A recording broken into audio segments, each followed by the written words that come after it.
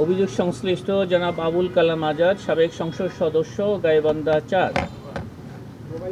সংসদ সদস্য হিসাবে দায়িত্ব পালনকালীন সময়ে জ্ঞাত আয়ের উৎস বহির্ভূত ৬,১০,০০,০০০ টাকারও বেশি সম্পদ অর্জন এবং ব্যক্তিগত এবং ব্যবসায়িক ৭টি অ্যাকাউন্টের মাধ্যমে ৪০ কোটি টাকারও বেশি অস্বাভাবিক লেনদেনের অভিযোগে দুর্নীতি দমন কমিশন আইন ২০০৪-এর ২৭-১, দুর্নীতি প্রতিরোধ আইন ১৯৪৭-এর ৫-২ এবং মানি লন্ডারিং প্রতিরোধ আইন ২০১২-এর ৪-২ এবং ৪-৩ ধারায় একটি মামলা রুজুর সিদ্ধান্ত গৃহীত হয়েছে। মামলা রুজুর কার্যক্রম প্রক্রিয়াধীন আছে। আজই মামলা রুজু হবে। অভিযোগ সংশ্লিষ্ট জনাব মোহাম্মদ আবুল কালাম আজাদের স্ত্রী মোসাম্মদ রুহুল আরা রহিমের জ্ঞাত আয় বহির্ভূত সম্পদ অর্জনের প্রাথমিক তথ্যাদি পাওয়ায় তার প্রতি দুর্নীতি দমন কমিশন আইন ২০০৪-এর ২৬-১ ধারায় সম্পদ বিবরণী দাখিলের আদেশ জারির সিদ্ধান্ত গৃহীত হয়েছে।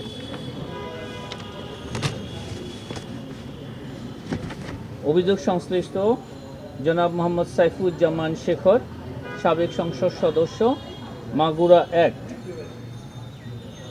সংসদ সদস্য হিসাবে দায়িত্ব পালনকালীন সময়ে ক্ষমতার অপব্যবহারপূর্বক অসাধু উপায়ে জ্ঞাত আয়ের উৎসের সাথে অসঙ্গতিপূর্ণ ১,৭৯,০০,০০০ টাকারও বেশি সম্পদ অর্জন এবং নিজ নামীয় ব্যক্তিগত এবং ব্যবসায়িক ৭টি ব্যাংক অ্যাকাউন্টের মাধ্যমে প্রায় ১১ কোটি টাকার মতো সন্দেহজনক লেনদেন ও অস্বাভাবিক লেনদেনের প্রাপ্ত অর্থ সম্পত্তির অবৈধ উৎস গোপন বা আড়াল করার উদ্দেশ্যে স্থানান্তর, রূপান্তর এবং হস্তান্তরের দায়ে দুর্নীতি দমন কমিশন আইন ২০০৪-এর ২৭-১, মানি লন্ডারিং প্রতিরোধ আইন ২০১২-এর ৪-২ ও ৪-৩ এবং দুর্নীতি প্রতিরোধ আইন ১৯৪৭-এর ৫-২ ধারায় একটি মামলা রুজুর সিদ্ধান্ত গৃহীত হয়েছে।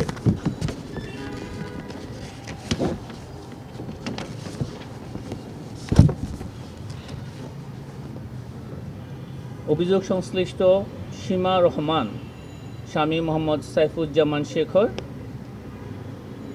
অসৎ উদ্দেশ্যে নিজ স্বার্থে আর্থিকভাবে লাভবান হওয়ার জন্য তার স্বামীর ক্ষমতার অপব্যবহার করে জ্ঞাত আয়ের উৎসের সাথে অসঙ্গতিপূর্ণ ১,১৬,০০,০০০ টাকারও বেশি মূল্যের সম্পদ অর্জন করে বুক দখলে রাখার অভিযোগে দুর্নীতি দমন কমিশন আইন ২০০৪-এর ২৭-১ ধারা, তৎসহ দুর্নীতি প্রতিরোধ আইন ১৯৪৭-এর ৫-২ ধারা এবং দণ্ডবিধির ১০৯ ধারায় আরও একটি মামলা রুজুর সিদ্ধান্ত গৃহীত হয়েছে।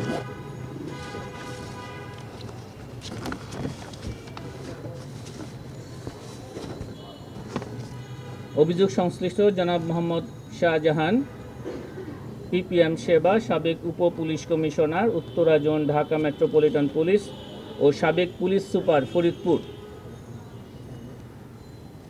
সরকারি কর্মচারী হিসাবে কর্মরত থাকা অবস্থায় ক্ষমতার অপব্যবহারপূর্বক জ্ঞাত আয়ের উৎস বহির্ভূত ১,৪০,০০,০০০ টাকারও বেশি মূল্যের সম্পদ অর্জনপূর্বক বুক দখলে রাখার অভিযোগে দুর্নীতি দমন কমিশন আইন ২০০৪-এর ২৭-১ ধারা এবং দুর্নীতি প্রতিরোধ আইন ১৯৪৭-এর ৫-২ ধারায় আরও একটি মামলা রুজুর সিদ্ধান্ত গৃহীত হয়েছে। দুদিন আগে আমরা একটা তথ্য আপনাদের সাথে শেয়ার করেছিলাম সরকারি কর্মচারী কর্তৃক দ্বৈত নাগরিকত্ব বা পাসপোর্ট গ্রহণের সংক্রান্ত। এ বিষয়ে আমরা তথ্যাদি চেয়ে 3টি দপ্তরে আমরা পত্র প্রেরণ করেছিলাম। এবার সরকারি কর্মচারী কর্তৃক দ্বৈত নাগরিকত্ব সংক্রান্ত তথ্যাদি চেয়ে আমরা বিভিন্ন মন্ত্রণালয়ে পত্র প্রেরণ করেছি। একই সাথে আমরা এও অনুরোধ করেছি যে দ্বৈত নাগরিকত্ব গ্রহণকারী পাবলিক সার্ভেন্টগণের নিয়োগ এবং পুনঃনিয়োগের ক্ষেত্রে এই বিষয়টি বিবেচনা করার জন্য সকল মন্ত্রণালয়কে অনুরোধ করা হয়েছে। আপনাদেরকে অনেক ধন্যবাদ। সকল মন্ত্রণালয়। আচ্ছা, আরেকটা বিষয় হচ্ছে 3টা মামলা করছেন আপনারা, মোট 4টা মামলা। যদি একসঙ্গে এই 4টা মামলার যারা আসামি হবেন এখন মতো মামলা করেন নাই, মানে নেচারটাকে কিভাবে তারা সম্পদগুলো অর্জন করছেন একটু যদি মানে 3টা একটা কমন কারণ কি কারণে হচ্ছে কিন্তু একসাথে বলেন কি কারণে মামলা হয়েছে না তাহলে আমাদের একটু কমন ধারাটা বললে লম্বা হয়ে থাকে।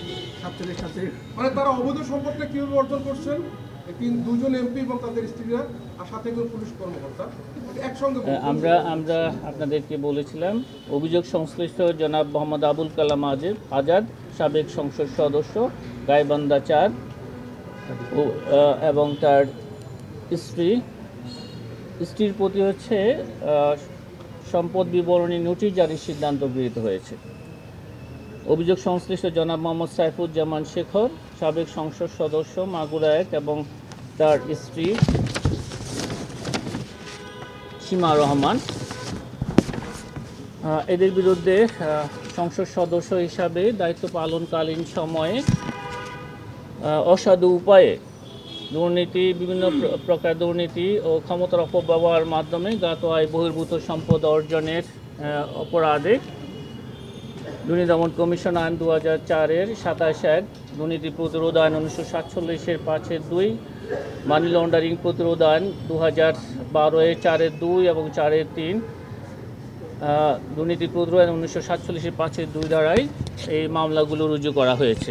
মানে তারা কি করছে, কেন তাদের বিরুদ্ধে মামলাটা করবে, এটা একসঙ্গে করবে? আমরা আপনাদেরকে বলেছি এখানে অপরাধ হচ্ছে যে পাবলিক সার্ভেন্ট হিসাবে দায়িত্ব পালনকালীন সময়ে ক্ষমতার অপব্যবহার এবং বিভিন্ন অনিয়ম ও দুর্নীতির মাধ্যমে জ্ঞাত আয় বহির্ভূত সম্পদ অর্জনের অভিযোগে এই মামলা রুজু করা হয়েছে। এরপরে কি করবেন? মানে এই মামলার পরে আপাতত মামলা করবে, তারপরে কার্যক্রম এটা বরাবরের মতো আমরা আপনাদেরকে আগেও জানিয়েছি যে মামলা রুজুর পরবর্তী কার্যক্রম হচ্ছে তদন্তকারী কর্মকর্তা নিয়োগ এবং তদন্তকারী কর্মকর্তাগণ তদন্তের দায়িত্ব প্রাপ্তির পরপরই এই মামলা সংক্রান্তে দালিলিক প্রমাণ আদি যেগুলি সংগৃহীত হয়নি, বাকি যদি কিছু থেকে থাকে সে কার্যক্রমগুলো গ্রহণ করবেন এবং অভিযোগ আসামি যারা এখানে আছেন তাদের সহ মামলা প্রমাণের সহায়ক সাক্ষীদেরকে জিজ্ঞাসাবাদ করবেন। একটা বিষয় একটু বলে যান, যেহেতু আপনার আসে দ্বিতীয় একটা প্রশ্ন নেই, সেটা হচ্ছে যে আওয়ামী লীগের সাবেক যারা এমপি কতজনের বিরুদ্ধে আসলে আপনার অনুসন্ধান করছেন, আপনাদের তালিকায় কতজনের নাম আছে? আর মামলার যেটা ধরন অলমোস্ট একই দেখছি, সন্দেহজনক লেনদেন, অবৈধ সম্পদ, ফরম্যাটটাও একই, মানে একই কমন হয়ে যাচ্ছে কিনা? কতজন সাবেক সংসদ সদস্যর বিরুদ্ধে অনুসন্ধান চলমান আছে এই পরিসংখ্যানটা আমি জেনে আপনাদেরকে পরবর্তীতে জানাতে পারবো। এই মুহূর্তে এই সংক্রান্ত তথ্য আমার কাছে নেই। লাস্ট একটা প্রশ্ন, সেটা হচ্ছে দ্বৈত নগরী কি? আপনারা তো নানান জায়গায় ছিলেন, এর আগে 3 জায়গায় দিলেন, এখন আরো সব মন্ত্রণালয় দিয়েছেন, মোটিভটা কি? আপনারা খুঁজে কি করবেন তাদের? আমরা এর আগে আপনাদেরকে জানিয়েছিলাম যে যারা দ্বৈত নাগরিকত্ব গ্রহণ করেছেন এই ধরনের সরকারি কর্মকর্তা কর্মচারীগণ মানি লন্ডারিং অপরাধের সাথে বিভিন্ন সময়ে আমরা বিভিন্ন অনুসন্ধানে দেখা গেছে যে তারা সম্পৃক্ত আছেন।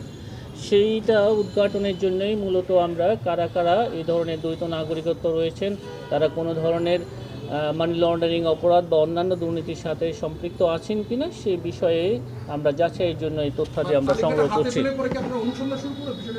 সেটা আমরা পর্যালোচনা করে দেখব।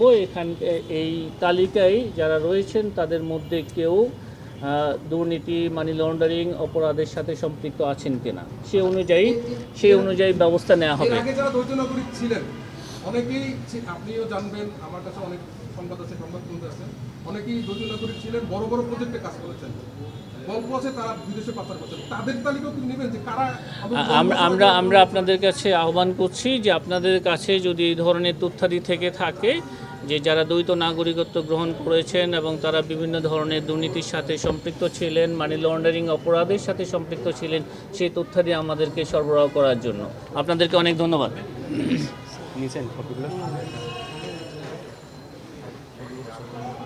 জবাব দিয়ে